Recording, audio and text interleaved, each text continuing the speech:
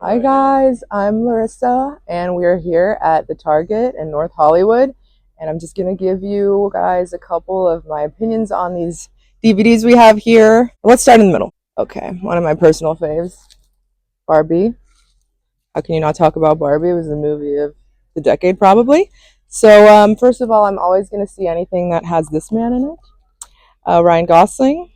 Personally, if there was one movie I could be in, it would be this one. The looks are just everything. Let's move on because I could talk about that one for a long time. Anyone but you. Okay, so I know that a lot of people love this rom com. I'm not really one of those people. I feel like this movie was just two very attractive people, and that's great. But for me personally, it felt like their chemistry, they were on a Zoom call together. I didn't really feel like they were actually present with each other. I didn't really feel personally much chemistry there. It felt a little flat to me, but what do I know? Let's see. What else?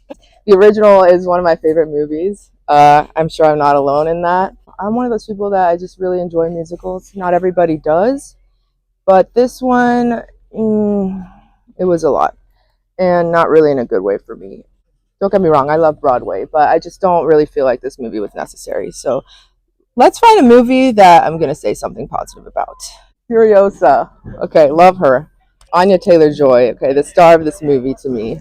I personally think she's so talented. She probably said like 5 words during this whole movie, but you could just feel her energy.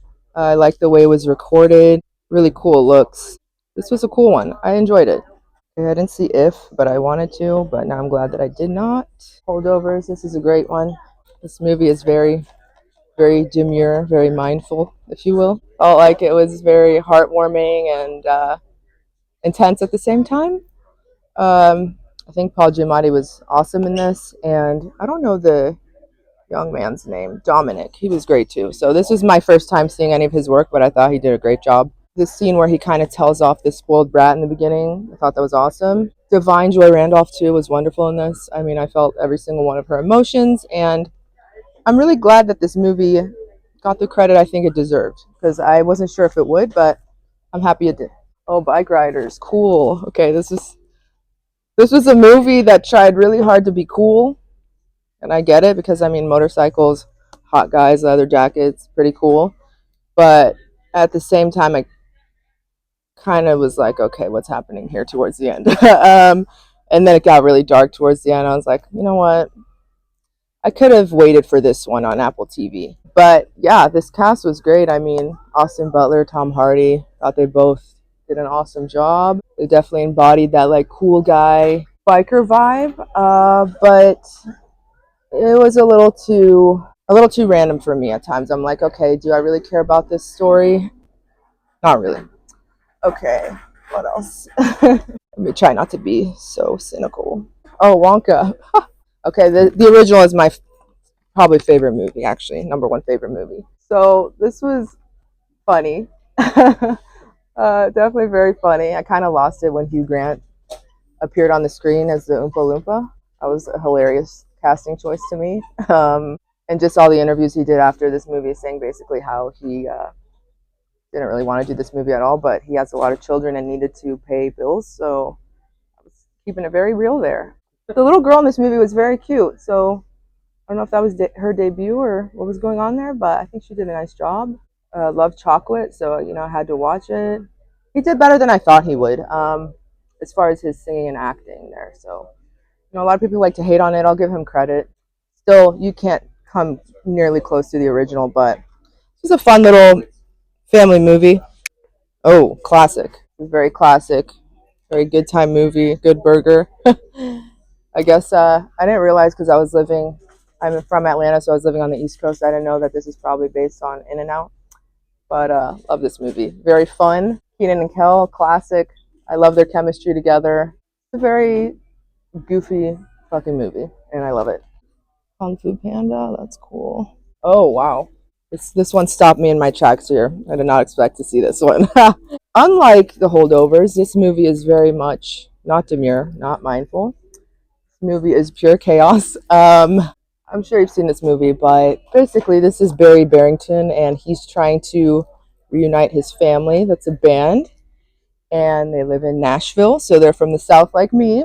This is just a classic tale of a lot of egos, too much whiskey, I would say, too much country music going on. The scene where they perform their concert is hilarious because if you've ever been to Nashville, you know it's a very musical city. There's always something going on. I feel like you could walk into any bar tonight in Nashville and see a band that sounds just like this. I feel like I did last time I was there. This movie had a lot going on. Very, very, very chaotic, but very fun.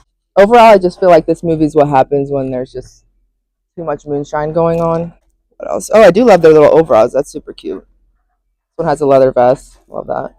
Yeah, I think this came out in 2002, and I briefly watched bits and pieces of it recently, and it all came back to me, kind of like a fever dream. This one has a little Elton John glasses on, so that's fun.